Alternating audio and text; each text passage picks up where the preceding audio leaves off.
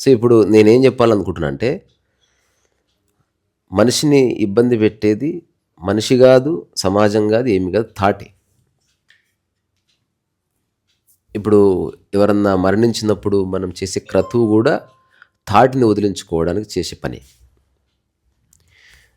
ఎందుకంటే థాట్ని ఎట్లా ఎరేజ్ చేయాలనో ఈ ప్రపంచంలో ఎవరికి తెలియదు, అలాంటి మెకానిజం లేదు. అందుకంటే ఈ ఒక్క పాయింట్ ఆఫ్ వ్యూలో, ఈ ఒక్క ఆస్పెక్ట్లో మనకంటే ఫోన్ చాలా పవర్ఫుల్. ఎందుకు చెప్పు చూద్దాం. గెస్ ఒరే గెస్సే.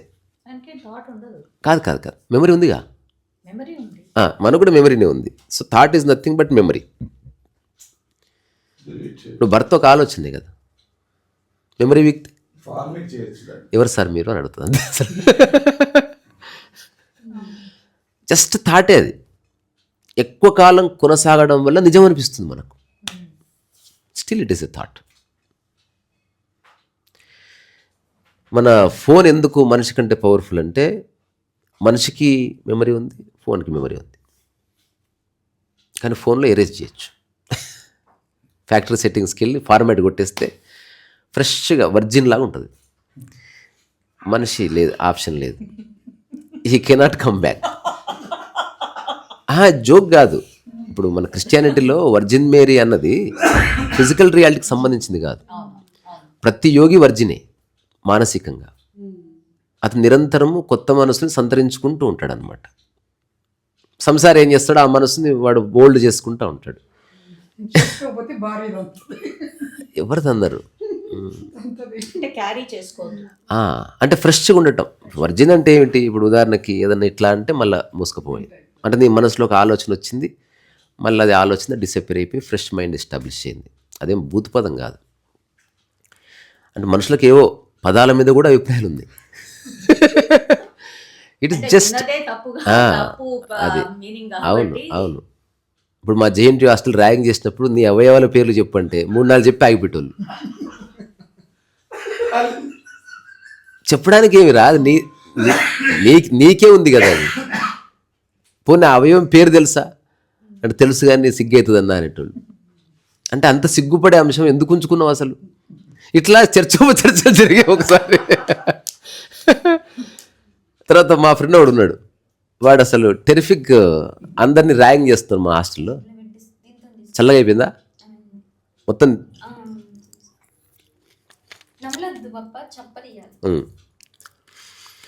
ర్యాగింగ్ చేస్తున్నారు అందరినీ. పెట్టుకున్నా ఎంతసేపు?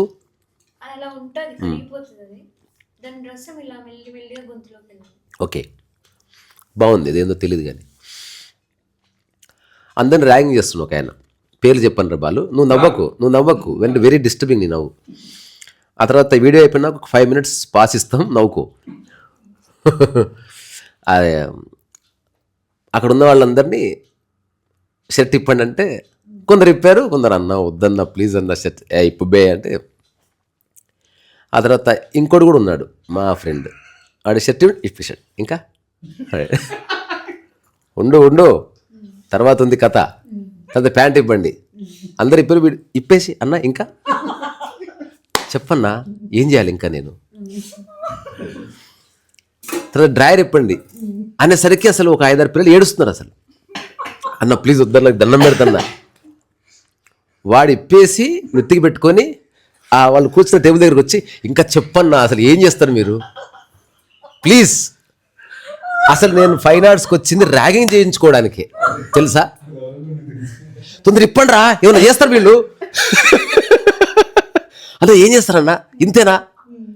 ఇంతే ర్యాగింగ్ అయితే నేను కాలేజీ మానేస్తానా, ఇంకేదో ఒక సీనియర్ అన్నాడు, నువ్వు మమ్మల్ని ర్యాగింగ్ చేస్తున్నారా, వీడిని బయటికి పంపినరా, వీడు డేంజరస్ పర్సన్ లా ఉన్నాడు.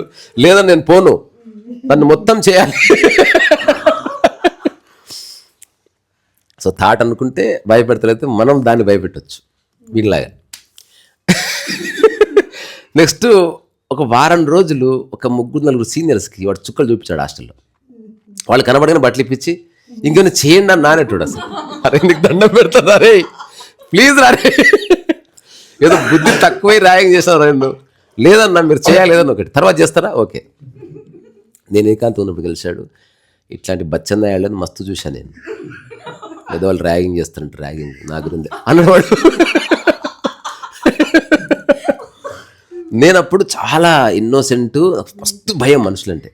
ఫైన్ ఆర్ట్స్కి వచ్చినప్పుడు నాకు ఎవరైనా పిలిస్తే కొట్టుకునేది. అట్లాంటి మైండ్ వాడిని చూసినప్పుడు నాకు ధైర్యం వచ్చింది. వీడేదో చెప్తున్నాడు నాకు. అంటే మనకి ఎవరెవరో సాయం చేస్తారు కదా లైఫ్లో, అట్లా వాడిచ్చిన సపోర్ట్. అట్లా నువ్వు చాలా మంచి పెయింటింగ్స్ అన్నాడు ఒకసారి. నేను వేస్తా ఉన్నా, బాగుంది, ఇంకా బాగా. ఆ తర్వాత ఇది బాగుంది, ఇది పక్కకు పెట్టు, ఇంకా వేయి. తర్వాత నేను చూసా, ఇంకొక ఫ్రెండ్ రూమ్కి వెళ్ళి వాడికి చెప్తున్నాడు, నాకు చెప్పినవి చెప్తున్నాడు, బాగా అన్న. నువ్వు అందరికి చెప్తున్నావు, నువ్వేయవంటే నేను మీలాగా పిచ్చోడిని కాదు, నాకు చాలా కాంటాక్ట్స్ ఉన్నాయి, మీరు అన్నీ అయిపోయిన తర్వాత అమ్మి నేను 50% తీసుకొని మీకు 50% ఇస్తాను. సో మీరంతా మంచి ఆర్టిస్టులు అయితే నాకు బెనిఫిట్ అన్నాడు. ఇప్పటికి అదే చేస్తున్నాడు తను. ఆడప్పుడు చెప్పింది ఆట విడుపుగా చెప్పలే, నిజంగా వాడు క్లారిటీతో చెప్పాడు. Still he's doing the same. Good money. Painting ఉందంటే చూసి నీకు 20,000 ఇస్తా, నువ్వు మర్చిపో. నువ్వు 2 ఏళ్ళ తర్వాత వాడు ఇంటికి వెళ్ళింది, అది అట్లే ఉంది. ఎందుకంటే అరే మేము 1,00,000 రూపాయలు వస్తే కదా అమ్మేది అది. అంటే నాకు 20,000 ఇచ్చి నా పెయింటింగ్ వాడు 80,000 క్యాష్ చేసుకుంటున్నాడు. తర్వాత నాకు తెలిసింది వీడు సరే రైట్ అండర్స్టాండింగ్ అది. సరే వాడు 80,000 ఎక్కువ సంపాదిస్తున్నాడు మన పెయింటింగ్ మీద అనుకుంటున్నాం, కానీ వాడికి ఎంత క్లారిటీ ఉంది చూడు అసలు. వాడు క్లారిటీలో వాడు ఉన్నాడు. నేను ఏమైనా బలవంతం చేయలేదే, 20,000 ఇచ్చాడు, తీసుకున్నాడు. సరే మనం టాపిక్ ఏంటంటే, నేను మా అత్త చనిపోయినప్పుడు దహన సంస్కారాలు చేసినప్పుడు నాకు ఈ క్లారిటీ వచ్చింది. నేను పూజారిని అడిగాను, ఎందుకు చేస్తాం దహన సంస్కారాలు, ఎందుకు చేస్తాం పిండ ప్రదానం? ఇప్పుడు బలగం సినిమాలో కూడా కాకి ముట్టాలి, కాకి ముట్టాలి, కాకి ముట్టాలి. ఎందుకు ముట్టాలి? బేసికల్గా కాకి పిండం తింటలేదు, వీడి మైండ్లో ఉన్న ఆలోచన తీసుకొని పోతుంది, ఇంతే. నా మనసులో ఉన్న ఆలోచనని గుర్తించి దాన్ని ఇట్లా తీసి ఇంకొక బయట పడేసి మునగాడు భూమి మీద పుట్టలేదు. అదొక్కటి ఒక మిస్టరీ. ఇప్పుడు ఆవిడ గురించి నీ మైండ్లో ఒక అభిప్రాయం ఏర్పడితే అది ఎలా చెరిపేసుకోవాలో ఎవరికి తెలియదు. దీంట్లో ఒక చిన్న పేజ్ ఉంటుంది, ఊరికి చదువుతా. ఇది ప్రతి ఒక్కరికి రెలవెంట్. ఇది రెలవెంట్ అవునా కదా చదివితే తెలుస్తుంది.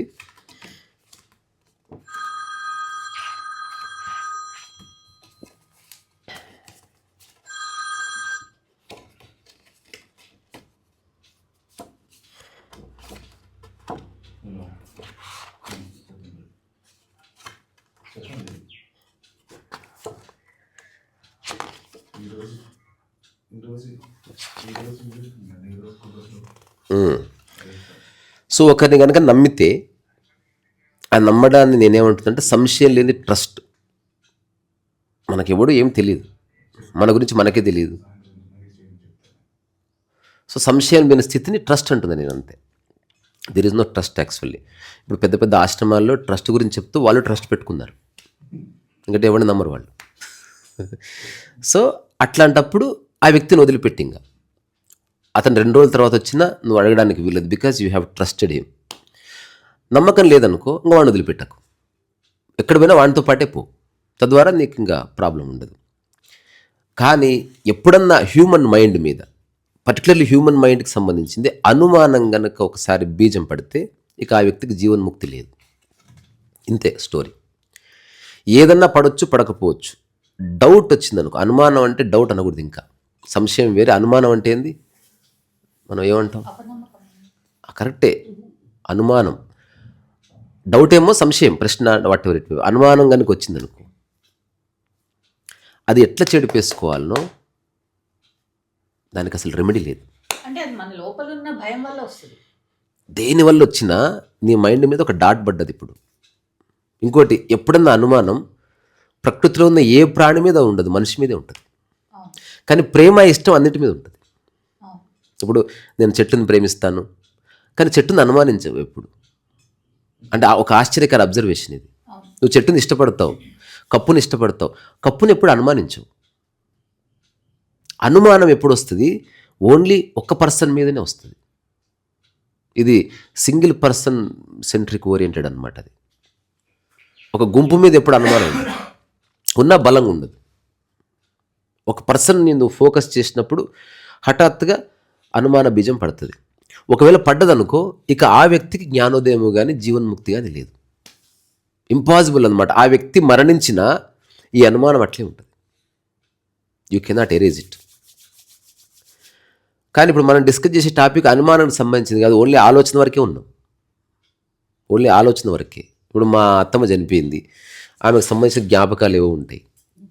ఇప్పుడు ఆమె చచ్చిపోయిన తర్వాత ఆమె దిండు చూస్తే గుర్తొచ్చే, ఆమె బజ్జీలు ఇష్టం అంటే బజ్జీ తింటే గుర్తొచ్చే, అట్లా నా జీవితానికి ఆమె అడ్డొస్తూ ఉంటుంది. ఈ ఆలోచన ఎట్లా తొలగించుకోవాలన్నప్పుడే కర్మకాండ వచ్చింది.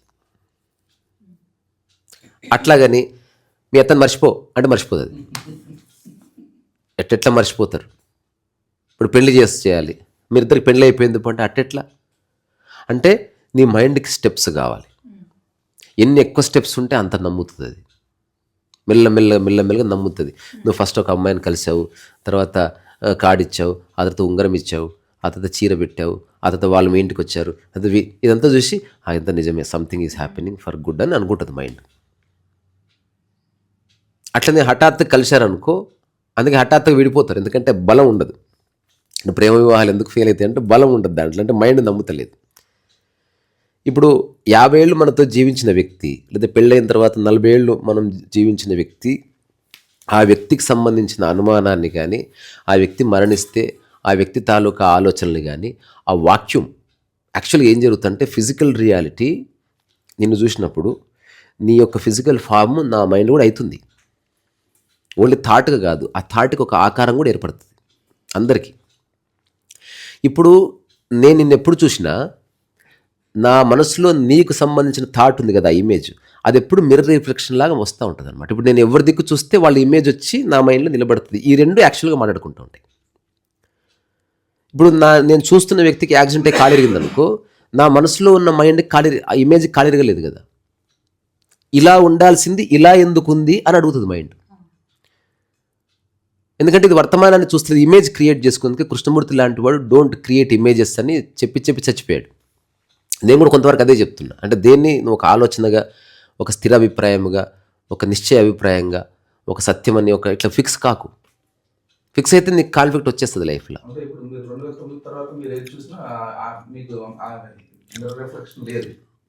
ఉంది, కానీ ఈమె వెళ్ళిపోగానే దాన్ని కూడా దింపేసి పంపించేస్తున్నా. నువ్వు ఆటో ఎక్కగా నీ కూడా ఆటో ఎక్కుతుంది. 100% వస్తుంది. అదే చెప్తున్నా, మిర్రర్ లాగా ఉండడం అంటే మిర్రర్ 100% రిఫ్లెక్ట్ చేస్తుంది, కానీ 100% వదిలేస్తుంది కూడా, అసలు పట్టుకోవడమే లేదు. చాలామంది ఇంకా అద్దంలో ఇమేజెస్ పెడతా ఉంటారు అనమాట. సో ఇప్పుడు మనతో పాటు జీవించిన వ్యక్తి మరణిస్తే మనకు ఎందుకు బాధ అవుతుందంటే మన మనసులో ఏదైతే ఫామ్ ఉందో ఆ ఫామ్ బయట కనిపిస్తలేదు, అందుకే వెతుకుతున్నాం మనం. నా మనసులో కార్ అనే ఫామ్ ఉంది, అది పార్కింగ్ ప్లేస్లో కనిపిస్తలేదు, అందుకే వెతుకుతున్నాం. వెతుకులాట ఎప్పుడు ఉంటుంది? నీ మనసులో ఇమేజ్ ఉన్నప్పుడే. ఇమేజ్ లేకపోతే వెతుకులాట్లేదు, లేకపోతే లేదంతే. అయితే ఏంటంటే అంతే, కొంచెం ఫరక్ లేదు, లిబరేషన్ అది. అందుకని ఈ థాట్ని ఎట్లా వదిలించుకోవాలని ప్రపంచవ్యాప్తంగా మన పూర్వీకులు ఆలోచించింది. దీనికి ఆధారభూతమైంది థాట్ ఎట్లా ఫామ్ అవుతుంది అనేది. ఇప్పుడు చచ్చిపోయింది మా అత్త అని ఎట్లా అయింది అంటే నాకు అందరు చెప్పడం వల్ల, నేను మాటికి ఆమెతో చూడడం వల్ల, ఆమెతో మాడడం వల్ల, చనువు వల్ల, ఆమెను ముట్టుకోవడం వల్ల ఇదంతా కలిసి ఒక ఫార్మేషన్ వచ్చింది. దాన్ని నా మనసులో నిజం అనుకుంటున్నా, ఒక స్థిర అభిప్రాయాన్ని ఏర్పరచుకున్నా. ఇప్పుడు ఆ అభిప్రాయమే నాకు అడ్డొస్తుంది, నేను దీన్ని తెంపేసుకోవాలి అంటే హఠాత్తుగా అంటే పోదది. అందుకని ఆ వ్యక్తి నిజంగా ఉన్నట్టు అనుభూతి చెందుతూ నువ్వు కొన్ని గంటలు ఒక పని చేస్తున్నావు అనమాట. దానికి క్రతువు అని పేరు. నిజంగా ఉంది అని ఆవాహన చేసి ఇక మీదట నువ్వు ఎక్కడున్నా నీకు ఏ ప్రాబ్లం లేకుండా. అందుకని మనం ఏం చేస్తున్నాం, ఆ వ్యక్తికి సంబంధించిన అన్ని మూలాల్ని, అన్ని ఆస్పెక్ట్స్ని మనంతకు మనమే డిజాల్వ్ చేస్తున్నాం. తను పడుకున్న మంచం ఎవరికి ఇచ్చేస్తాం, తను కట్టుకున్న చీర ఎవరికి ఇచ్చేస్తాం. బంగారం ఇయ్యం అనుకో, అది వేరే సంగతి, అది ఇయ్యం. అది ముందుగా చచ్చిపోయే ముందే అన్నీ తీసేసుకుంటారు.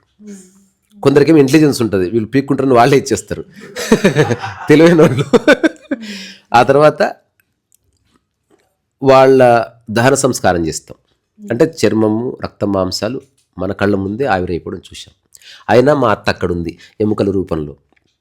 ఇప్పుడు ఎముకల రూపంలో ఉన్నదాన్ని మళ్ళీ జమ చేసి మనం నీళ్ళలో వేయచ్చు కదా, నీళ్ళలో వేస్తే మళ్ళీ కనిపిస్తుంది తొంగి చూస్తే, అందుకని కనబడకుండా కొట్టుకుపోవాలి ఆ థాట్.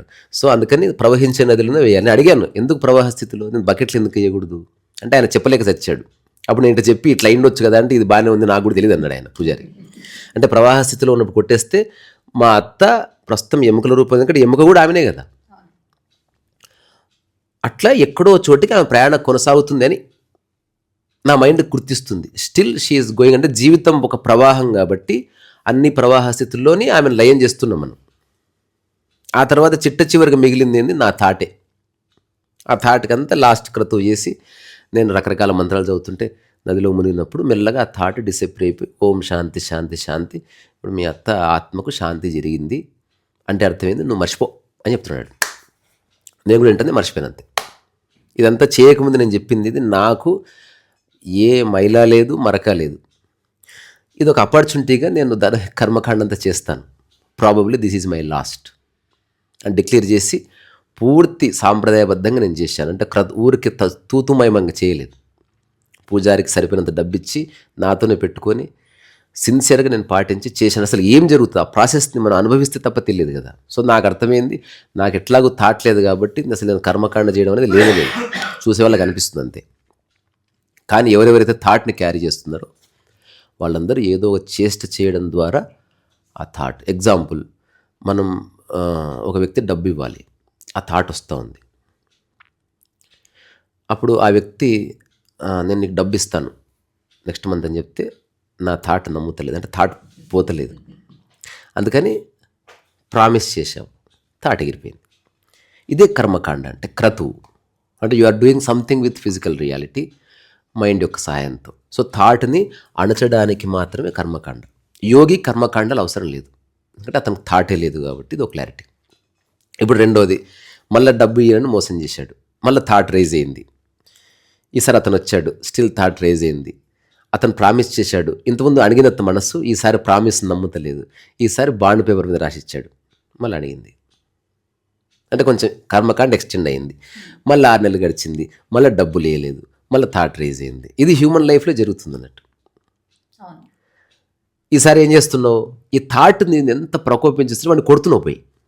అంటే నేను రిలాక్స్గా ఉండాల్సిన దాన్ని వాడి వల్ల లేస్తున్నా నేను, వాట్ ఈస్ దిస్ అని నీ మైండ్ అనేసరికి నువ్వు రకరకాల మెజర్స్ తీసుకుంటున్నావు. ఫైనల్గా నువ్వు పోలీస్ స్టేషన్ తీసుకెళ్ళినావు. అప్పుడు ఎస్ఐ నీకు భరోసా ఇచ్చాడు, నేను ఇప్పిస్తాను, మళ్ళీ థాట్ రిలాక్స్ అయింది. ఇదే జరుగుతుంది అసలు. నేనంట అసలు దాంతో ఏ సంబంధం లేదు నాకు అని నీకు నువ్వు అనుకోగలిగితే, అది లేకపోయినా నా జీవితానికి వచ్చే ఢోకా లేదు అని నువ్వు రియలైజ్ అవ్వగలిగితే అసలు ఈ న్యూసెన్స్ అంతా ఉండదు. అందుకని మనం అందరం థాట్ని అర్థం చేసుకోకుండా అసలు ఆనందం లేదు, సృజనాత్మకత లేదు, మానవ సంబంధాలు లేవు, జీవన్ముక్తి లేదు, ఆధ్యాత్మికత లేదు. ఒకవేళ థాటే లేదనుకో అసలు ఇవి ఉన్నట్టు కూడా తెలియదు. ఉన్న స్థితి మంచి స్థితి అనేది మైండ్కి అర్థమయ్యేటట్టు.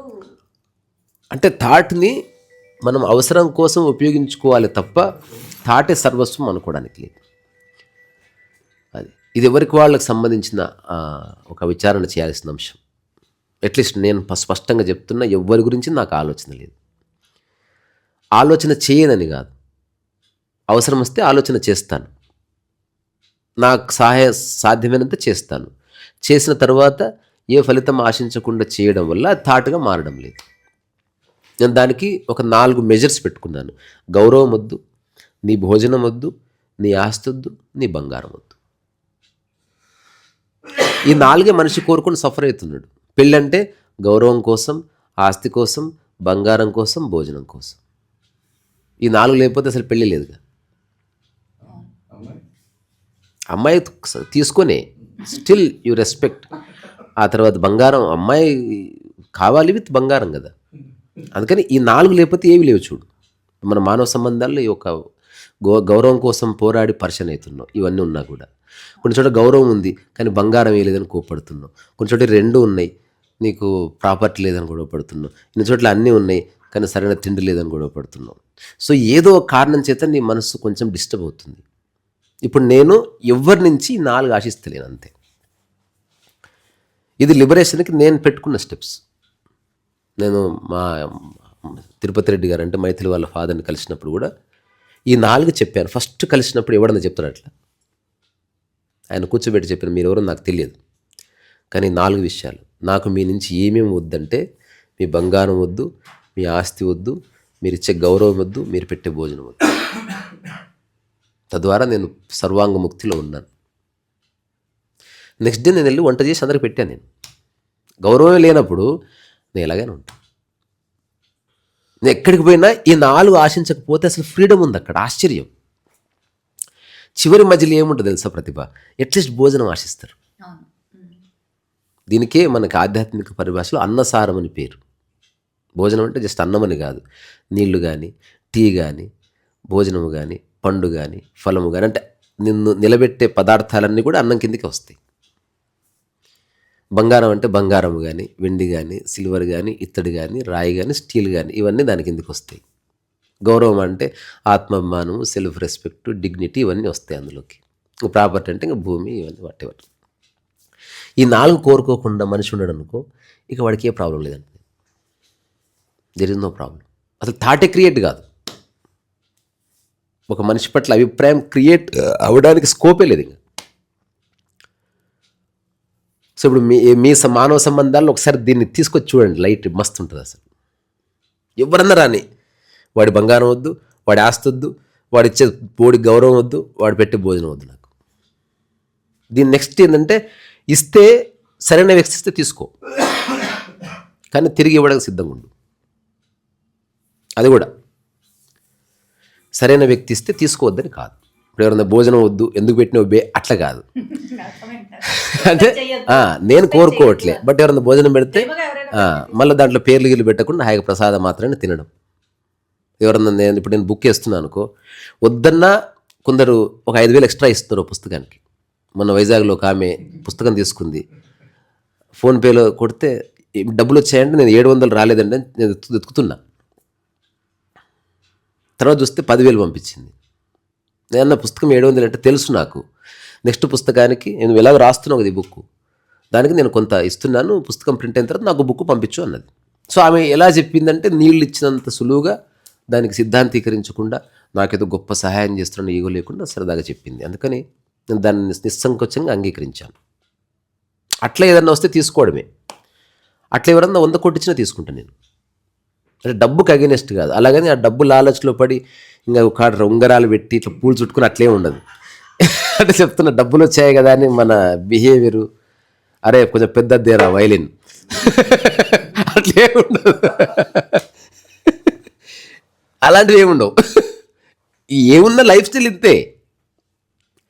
అప్పుడుంటే మనం నాకు క్రియేటివ్గా పుస్తకాలు ప్రింట్ చేయాలనుంది, నేను నాకు బాగా తెలిసిన వాళ్ళు ఎవరన్నా డబ్బులు అవసరమైతే ఆర్థిక సహాయం చేస్తారు, అట్లీస్ట్ ఒక 100 కుటుంబాలు నిలబెట్టాలి, ఒక్కరి డబ్బుతో క్లియర్ అయిపోతుంది అని వాళ్ళు అనుకుంటున్నారు. డబ్బు ఇచ్చినాక తెలుస్తుంది ప్రాబ్లం అది కాదని. అది నేను చెప్పాలనుకుంటున్నాను. అది నేను ప్రూవ్ చేయాలంటే దగ్గర డబ్బు ఉండాలి కదా. నా దగ్గరికి ఒక ఫ్రెండ్ వచ్చి అసలు నా దగ్గర డబ్బులు లేవు, వైలిన్ నేర్చుకుందామంటే, అసలు ఇప్పుడు చిన్నప్పటి నుంచి మా డాడీ అడుగుతున్నా, అసలు నాకు ఎప్పుడు వైలిన్ ఇప్పారు. నేనన్నా వైలిన్ ఇప్పిస్తా పదా అన్న. అంటే నిజంగానా అంటే నీకు డౌట్ ఉంది ఏమన్నా? వైలిన్ ఇప్పించినా కూడా ఫీజు మస్తు అవుతుందంట, అది కూడా నేను కడతా, నేర్చుకుందు పా అని. ఇప్పుడు ఇరికింది ఇంకా. అది చేపకు పడ్డ చేపిల్లలాగా గాలని అట్లా కొట్టుకుంటుంది అన్నట్టు. అంటే నీకు ఎందుకులే ఖర్చు అనవసరంగా. నేను విధవేషాలు వేయకు. నీ బోడీ వైలిన్ కోసం మీ అయ్యని బ్లేమ్ చేస్తున్నావు, అందరిని సమాజాన్ని బ్లేమ్ చేస్తున్నావు, ఏదో నువ్వేదో చేస్తా అంటే అందరూ అడ్డుపడుతున్నట్టు. ఇక ఇప్పుడు ఈ రోజుతో అది ఎండు. ఇంకా నువ్వు ఆ మాట చెప్పడానికి వీల్లేదు. నెక్స్ట్ ఏం చెప్పాలి, నీకు వైలిన్ వస్తుందా రాదా, నీకు నిజంగా ఆసక్తి ఉందో లేదో నువ్వు చెక్ చేసుకో. మా సార్ దగ్గర తీసుకుపోయి 3,600 ఫీజు కట్టి వైలిన్ సార్తో ఇప్పించి కాళ్ళు మొక్కిపించిన తర్వాత వారం రోజుల కంటే రాలేదు. నేను చెప్పిన వైలిన్ హ్యాండ్ ఓవర్ చేయ ఫస్ట్. ఇంకెప్పుడన్నా చెప్పావనుకో బిడ్డ, కాళ్ళు ఇరుగుతాయి నీవు. అంటే నీ మైండ్ని నీకు పరిచయం చేసినంతే. నాకు ఖర్చు అయింది 10,000 కావచ్చు, కానీ చూడు ఎంత అబద్ధంలో బతుకుతున్నావు అసలు. ఎప్పుడు అది లేనందుకు, వాళ్ళు ఇయ్యనందుకు, అసలు నీకు చేత కాదు బేసికలీ. అది చెప్పు.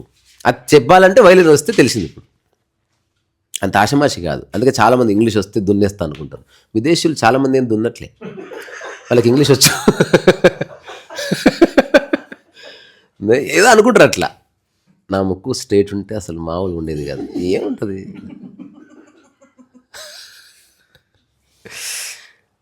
అందుకని మన థాట్ అది ఇస్తుంది ప్రతిభ. థాట్ బారిన పడకుండా అన్ని పనులు చేస్తే యోగం అంతే. థాట్ని ఉపయోగించుకోవడం ఉంది. మొన్న ఒక ఆయన భలే చెప్పాడు అసలు, అది దీంట్లో రాసిన చిన్న అబ్బాయి బ్యూటిఫుల్ అబ్జర్వేషన్స్ అవి. మనం ఆలోచిస్తే తప్ప తెలియదు, అవును ఇది కూడా ఉంది కదా అని మనకు తెలియదు. అదేంటంటే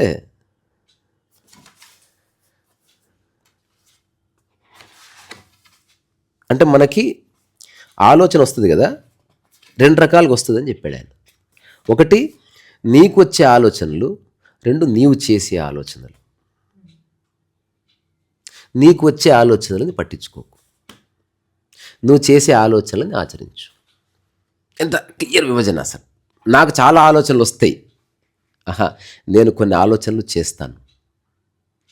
ఈ విభజన మనిషికి తెలియదు. ఇప్పుడు నాకు ఆలోచన వచ్చింది సినిమా తీయాలని, నాకు ఆలోచన కారు కొనుక్కోవాలని, అది వచ్చింది. అది నేను చేస్తున్నా. ఈరోజు వంట వండుకొని తినాలి, నేను ఆలోచన చేస్తున్నాను. కానీ కామన్ మ్యాన్ ఈ రెండింటిని కలిపేస్తున్నట్లు. నీకు వచ్చే ఆలోచనలు వేవేలు ఉంటాయి, నువ్వు చేసే ఆలోచనలు ఎక్కువ ఉండవు. నువ్వు చేసే ఆలోచన అంటేనే నువ్వు చేయబోయే ఆలోచన అని. ఇప్పుడు నేను పెళ్లి చేయాలి మా అమ్మాయికి అనేది నువ్వు చేస్తున్న ఆలోచన, మా అబ్బాయి బాగుపడాలని నువ్వు చేస్తున్న ఆలోచన. కానీ ఎవరి గురించో నీకు ఒక్కోసారి ఆలోచన వస్తుంది, సినిమా స్టార్ గురించి వస్తుంది.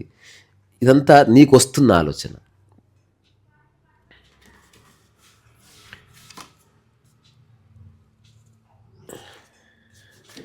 ఇప్పుడు నేను రాసింది నాకే దొరుకుతలేదు తెలుసా, ఆశ్చర్యం. సరే స్టీరింగ్ అనే పెడదాం పేరు, బాలు స్టీరింగ్ అనే పెడదాం దీనికి. స్టీరింగ్ పుస్తకం పేరు. అప్పటికప్పుడే స్టీరింగ్ అంటే స్టీరింగ్ అని పెట్టి దాని కింద అప్పటికప్పుడే.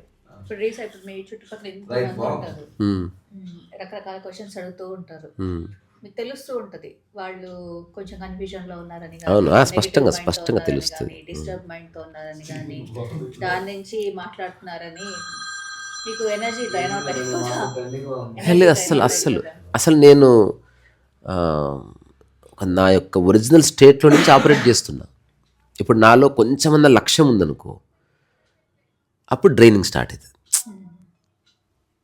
అంటే ఇప్పుడు నేను మామూలుగా శ్వాసిస్తున్నట్టు నీతో మాట్లాడుతున్నా. దీంట్లో ఏ ఒక అలజడి కానీ లక్ష్యము కానీ ఏమి లేదు.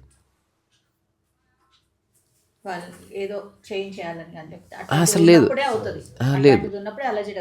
అప్పుడు నేను సంస్థ పెట్టాలి కదా. ఎంత చెప్పినా మారరు, కోర్సులు జాయిన్గా అంటారు. నేను అసలు నాకు అర్థమైంది, వాడు మారాలని నిర్ణయించుకునే వరకు ఎవరు చెప్పినా మారడు. అయినా సరే చెప్పడం మన ధర్మం. ఇప్పుడు చిన్నపిల్లలు మంటల్లో చేయబెడుతుంటే చెప్తాం, కానీ నువ్వు నిద్రపోయినప్పుడు వాడు స్టవ్ అంటించుకుని పెడితే ఏం చేస్తాం? అదైతే మన చేతులు లేదుగా.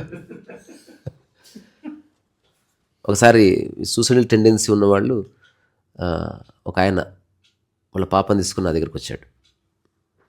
బాగానే ఉంది పెయింటింగ్, మీరే వేశారు పెయింటింగ్స్ అన్న తర్వాత, can I use your washroom అని ఆ అమ్మాయి వెళ్తే, అప్పుడు వాళ్ళ ఫాదర్ పరిగెత్తుకొని వచ్చి నా చెవిలో చెప్పాడు, ఆ అమ్మాయికి సూసైడల్ టెండెన్సీస్ ఉన్నాయి, మా అమ్మాయి వదిలేస్తే చచ్చిపోతాను, ఇప్పటికి 2 సార్లు అటెంప్ట్ చేసింది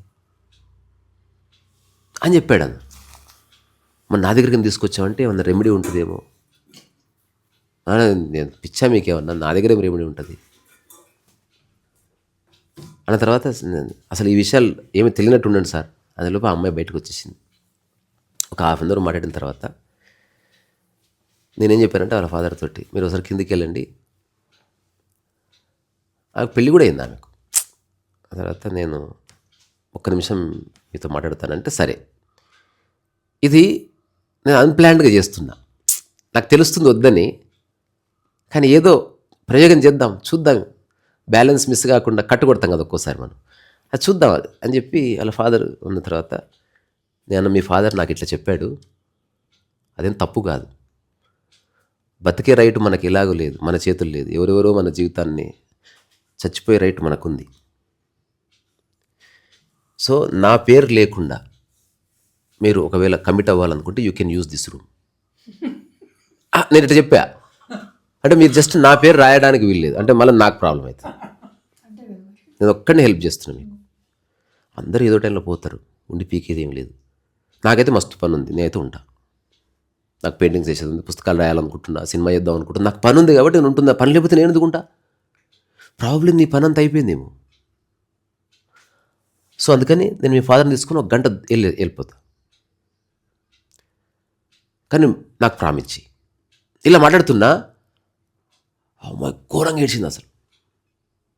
నన్ను ఏడవద్దు నేను ఆపుతలేను మిమ్మల్ని, నాకు అసలు ఆసక్తి లేదు. మా ఆయన చచ్చిపోయాడు, నువ్వెంత ప్లీజ్. అందుకని నేను చెప్పింది అర్థం, నేనేం చెప్పినా చెప్పు అంటే మీ మీదకి రాకుండా ఏమైనా చేసుకుంటున్నారా? అవును 100% అని చెప్పి నేను గంట తర్వాత వస్తా అని వెళ్ళిపోయినా. నేను నా కిందికి పోయిన తర్వాత గుండె డక్ డక్ డక్ డక్ కొట్టుకుంటుంది అసలు.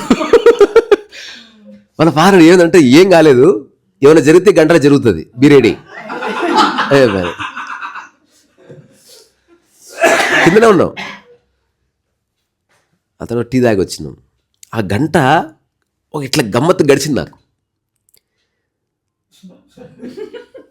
అతను కరెక్ట్గా గంట తర్వాత నాకు ఫోన్ వచ్చింది, రిసా గారు ఉన్నారా రండి అన్నది. క్యాజువల్ వస్తున్నాను, మీతో మాట్లాడాలన్నది. మాట్లాడాను, మా ఫాదర్ ముందు కాదన్నది. నేను నాకు దమ్ము ధైర్యం ఉంటే మీ ఫాదర్ ముందే చెప్పు, మళ్ళీ ఈ ముసుగులో గుద్దులాట ఎందుకు అంతే కదా. అంటే నిజంగా నేను 2-3 సార్లు ట్రై చేశాను, కానీ మీరు ఇచ్చిన పర్సెప్షన్కి నాకు దిమ్మ తిరిగి అసలు నాకు వద్దనిపిస్తుంది. ఇప్పుడు ఐ వాంట్ టు లీవ్.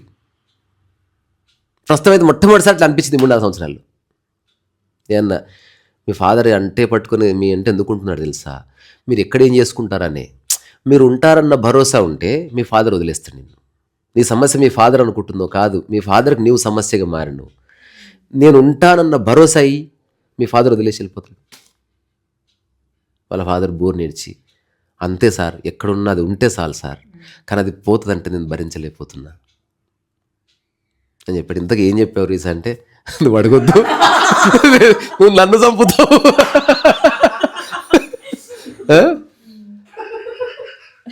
అదంతా లాస్ట్ లెగ్లో ఇంకొక మిరాకిల్ జరిగింది. ఇదంతా నేను ఎందుకు చెప్తున్నానంటే, థాట్లెస్ స్టేట్లో కొన్ని చేస్తే సంథింగ్ హ్యాపెన్స్. నువ్వు ఆలోచించి చాలా చేస్తారు. అదంతా బయటికి ఆల్మోస్ట్ స్టెప్స్కి దగ్గర మలకపేటలోనే వచ్చిన తర్వాత ఆవిడన్నది, ఈ కాసేపు అంటే 1 గంట దాన్ని మాట్లాడుకున్నాం. నేను ఎక్స్టెంపోర్గా మాట్లాడాను. కొన్ని జీవన సూత్రాలు ఇవందరూ అర్థం చేసుకుంటే బాగుంటుంది. మనం పుట్టింది జస్ట్ మరణించడానికి కాదు, జీవితాన్ని ఎక్స్పీరియన్స్ చేసి మరణించడానికి. ఇది ఎట్లా ప్లేట్ పెట్టి కడుక్కున్నట్టుంది, తినాలి కదా, సంథింగ్ షుడ్ హ్యాపెన్ బిట్వీన్ అని చెప్పిన తర్వాత లాస్ట్కి ఏమన్నదంటే, ఏం జరిగినా అంగీకరిస్తే జీవితం బాగుంటుంది అని నాకు అర్థమైంది. ఇంతకాలం అంగీకరించినందుకే నాకు ఈ కాన్ఫ్లిక్ట్ వచ్చింది. ఇక మీద ఏం జరిగినా అంగీకరిస్తాను అన్న తర్వాత, నిజంగా అంగీకరిస్తావా? చైతన్యంలో చెప్పు మాట, ఊరికి మైండ్తో చెప్పకు. టేక్ 1 minute బ్రేక్, అక్కడే మెట్ల మీద కూర్చో 1 minute, థింక్ చేయి. నువ్వు అన్న మాట నోటి నుంచి వస్తుందా, థాట్గా వస్తుందా, లేదా నీ బీయింగ్ నుంచి వస్తుందా అంటే, నిజంగా 1 minute ఉండి నిజంగా ఏం జరిగినా అంగీకరిస్తాను అంటే వాళ్ళ ఫాదర్ చెప్పిన, ఒక్కడు కొట్టు సార్ దీన్ని అని. వాళ్ళ ఫాదర్ వంగబెట్టి ఒక్కడు కొట్టాడు అసలు. కట్ చేస్తే ఇద్దరు కౌలించుకున్నారు, బోర్ నేర్చిర్రు. నాకు భయం, మా ఓనర్ వస్తాడేమో, అసలు నేనేమన్నా ఈ అమ్మాయిని మోసం చేస్తే వాళ్ళ ఫాదర్ పట్టుకొని ఏడుస్తాడేమో, ఇట్లా సార్ ఆపండి నేను. ఇదంతా unplanned. Still today she happy. Struggles ఉన్నాయి, కానీ థాట్ వెళ్ళిపోయింది. ఉందాం ఈ అమ్మ ఏమైతే చూద్దాం అన్న ఎరుకు వచ్చింది, కథం, దెర్ ఈజ్ నో ప్రాబ్లం. ఆ రోజు ఆశ్చర్యం అంటే, నేను కొట్టమనగానే వాళ్ళ ఫాదర్ కొట్టడం ఏంది నాకు ఇప్పటికీ వండర్ అవుతుంది. అంటే అతను కొట్టాలన్నది ఇంతవరకు ఉంది అతనికి. ఎవరన్నా మా కూతుర్ని ఎట్లా కొట్టుకుంటే అనలేదు ఆయన. ఏం జరిగినా ఈ కిందట అంగీకరిస్తా అన్నది. నీకేమైనా కోపుంటే కొట్టు మీ బిడ్డని కొట్టన్నా. ఇట్లా మెడ ఇట్లా పట్టుకొని మరీ గట్టిగా కొట్టలేదు, ఈపు మీద ఒక్కటి కొట్టాడు. అసలు ఆ అమ్మాయి ఏమనలేదు. నాతో తర్వాత మాట్లాడిన కాన్వర్జేషన్ నేను రికార్డ్ చేసిన, కానీ బాగుండదు, అందరు వినేటివి కాదు అవి. ఏంటంటే అసలు నేను ముట్టుకున్నా, నేను చూసినా అసలు ఘోరంగా అసహించుకునేది. ఆ రోజు నా పుట్టినప్పుడు ఎట్లయితే కొట్టాను ఒక ఫాదర్గా, అట్లా నాకు కూడా కోపం అంతా పోయిందే అని వల్ల. కొట్టడం వేరు, ఇట్లా కొట్టడం వేరు. అంటే చూడు, ఇది ఒక సినిమా స్టోరీ లాగా ఉంది. నాకే ఆ రోజు వాళ్ళు పోయిన తర్వాత ఈ అమ్మాయి ఏంద్రా బాబు ఇది, ఇంకెప్పుడు ఇటువంటి వాళ్ళు రావద్దు నా దగ్గరికి, నేను నా అవుట్ ఆఫ్ మైండ్ ఆలోచనలు చేయొద్దు. అయినా స్టిల్ ఇట్ ఈస్ హ్యాపీనింగ్. చాలా. అయ్యో అసలు ఎన్ని ఉన్నాయో సంఘటనలు. ఇప్పుడు నువ్వు అంటావు కదా పూర్తి వర్తమానంలో పనిచేయరు. ఇప్పుడు ఇది ఇప్పుడు నేను చేశానని ఎవడన్నా చేస్తే ఇరుక్కుపోతున్నాడు. మా క్లాస్మేట్ ఒకడు చచ్చిపోతా అని నాకు ఫోన్ చేస్తే వచ్చి మాట్లాడన్నా, వచ్చి కలిశాడు ఎమోషనల్గా.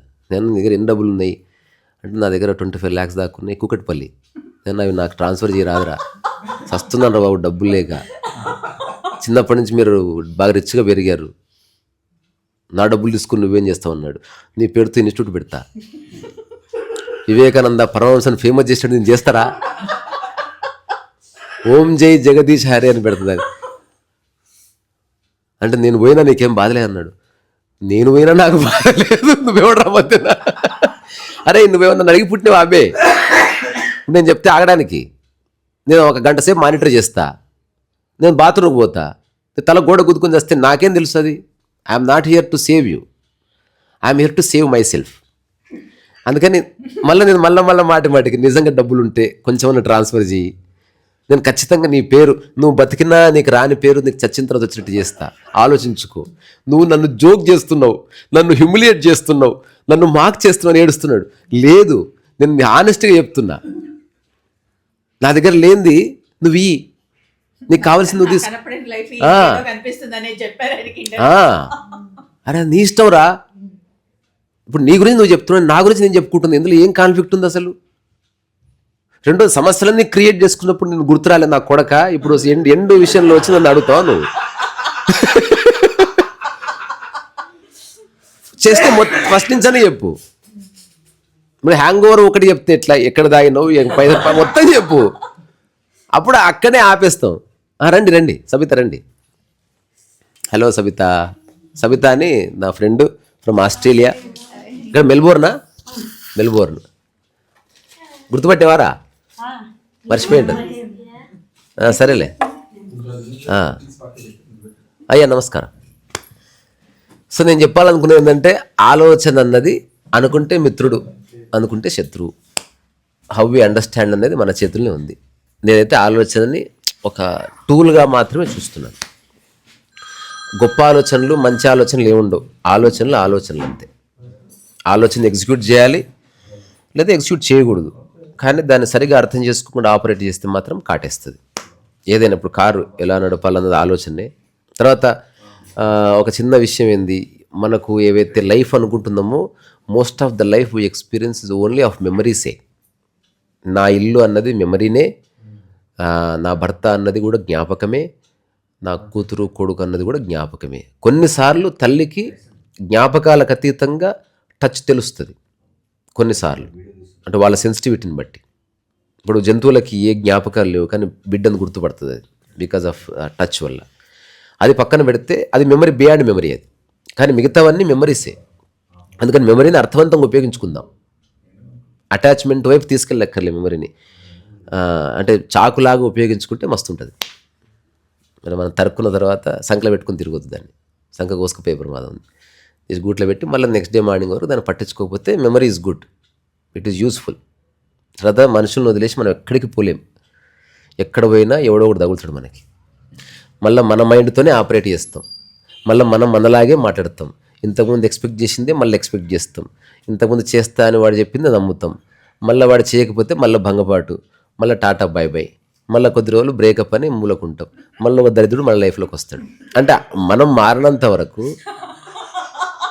ఇది ఎట్లుందంటే, నువ్వు గ్లాస్ అనుకో, ఏ సముద్రంలో ముంచినా దాంట్లో అన్నీ నీళ్ళు నిండుతాయి. నువ్వు నదులు సముద్రాలు ఎంత తిరిగినా దాంట్లో నిండే నీళ్ళు అంతే. మన మైండ్ మారినంత వరకు ఏదో మన పర్సనల్ లైఫ్ గుర్తొచ్చినట్టుంది.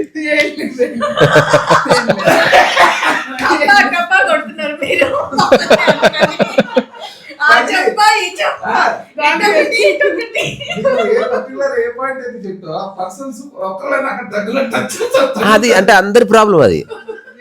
ఇప్పుడు ఇప్పుడు ఆకలి అవుతుందా అంటే చేతులు లేపారనుకో, నాలో ఉన్నది భలే గుర్తుపెట్టారు అనడానికి లేదు, అది అందరి ప్రాబ్లం అది. అంటే ఇందులో మిరాకిల్ సేమ్లో అంటే మైండ్ అదే చేస్తుంది. మన మైండ్ మారకుండా అదే మైండ్ సెట్తో ఎన్నిసార్లు మనం వ్యక్తుల్ని కలుసుకుంటామో అన్నిసార్లు భంగపాటు జరుగుతుంది. Because it is the mind pattern కదా. ఒక్కసారి ప్యాటర్న్ బ్రేక్ చేసినాం అనుకో మిరాకిల్ జరుగుతుంది. నిన్న ఒక ఇండోనేషియన్ స్టోరీ లాంగ్ బ్యాక్ చదివింది. ఒక వ్యక్తి ఊర్లో ఉంటాడు, చాలా భంగపాటుకు గురవుతాడు, చిట్టీలు వేస్తాడు, ఇట్లా అవుతుంది, మళ్ళీ ఇంకో ఊరికి వెళ్తాడు, మళ్ళీ సేమ్ అట్లే ఉంటాడు, మళ్ళీ భంగపాటు అవుతుంది, అసలు మానవ జీవితం మీద విరక్తి కలుగుతుంది. అప్పుడు గురువు చెప్తారు ఏంటంటే చేంజ్ యువర్ ప్యాటర్న్. నీ మైండ్ ఏదైతుందో ఆ మైండ్ వల్ల ఇట్లా అవుతుంది. మనుషులు చెడుగా లేరు, నీకు ఏదో మిస్అండర్స్టాండ్ చేసుకుంటున్నావు.